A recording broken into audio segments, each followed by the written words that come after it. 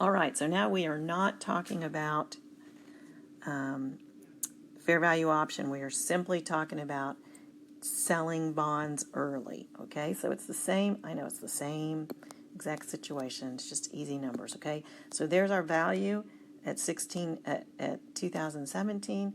The interest rates have fallen, okay? Now if interest rates have fallen, that means the bond prices are higher than they were when we issued the debt, if the interest rates have fallen.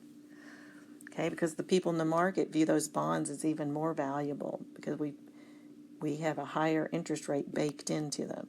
All right, so a decision's made to immediately buy back the bonds and replace them with less expensive debt. Okay, because interest rates have fallen. We could be sitting on less expensive debt. Our interest payments could be smaller. Okay, in order to pay those bonds off, we're going to have to buy them back at 103.5. All right, so we talked about what this means last week. So hopefully you are still remembering that. You'll go back and check it out if you don't remember it. Okay, so we just have a few questions. This is a derecognition. We're getting rid of the bonds. How much cash will have to be paid to retire the bonds early? Well, hopefully you remember from what we did last week that 103.5 means 103.5% of face value, which in this case was 100,000. So we're going to have to pay 103,500. That's really bad writing. My little screen is not picking up my letters as good as it should. Okay, what accounts need to be removed from the general ledger if we retire the bonds? All right, this is just making you think. What accounts are there that are related to the bonds? Well, we'd have to get rid of the bonds payable. Gosh, can't write it all today. Need to get rid of bonds payable. We'll need to get rid of the discount on bonds payable. Right, these two accounts. If these two accounts are in the books because of these bonds, we need to get those accounts out of the books. Will there be a gain or a loss on early extinguishment? Well, let's figure that out. Okay, let's back into it by doing the journal entry. So we know we're going to take the bonds payable off the books. So that's going to make my liabilities go down. That's going to happen at face amount. We know we're going to take the discount off. That would happen with a credit, and that would be $33.80. That makes liabilities go up.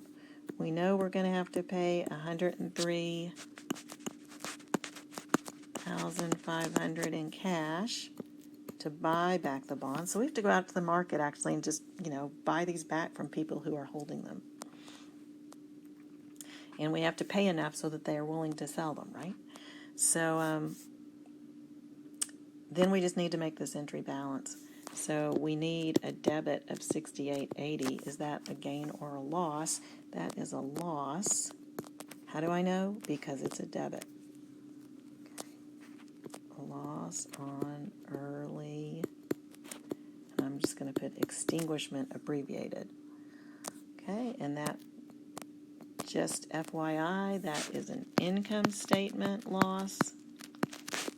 Is it realized or unrealized? It is a realized loss because we've removed these accounts from our books. Okay, so we actually are realizing this loss. All of our realized losses go on the income statement. All right, record the bond. That's what we've done. So now the bond's payable's off our books, the discount's off our books, the cash is out the door, and we've recorded a loss. That's early extinguishment of debt. We could have had a gain or a loss depending on, right, the relationship between this carrying value and this cash price would have given us a gain or a loss. Could be either way. All right, one last item. A quick little quiz to test self. One last item. This is probably one of the most straightforward things we do in the whole semester. Okay, now instead of selling it off early, let's assume Elizabeth Dahl continues to hold the bonds until they mature. Look back at that amortization table to answer these questions. All right, you can flip back and look at your amortization table. I am just going to assume that you have it in front of you.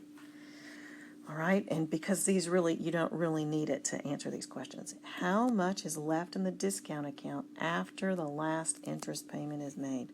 Okay, by this point in chapter 14, you should know this without looking at the amortization table. It would be 0, right? We're amortizing, gosh, I don't know what's going on there. It should be 0 at the end. After our last interest payment, we've amortized the discount down to 0. Okay, these are $100,000 face bonds. If you were to look back, how much cash is going to be paid to the bondholders at maturity? Well, this is the lump sum, right? We got to pay back the whole $100,000 face amount. That's what gets returned.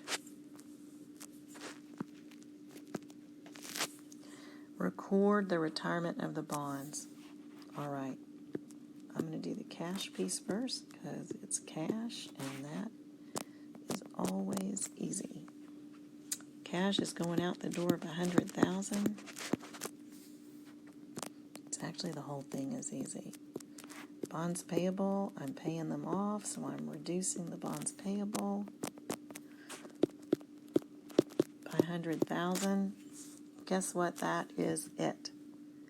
Bonds payable's gone. This is gone. The cash is out the door. There's no gain or loss at maturity. No gain or loss.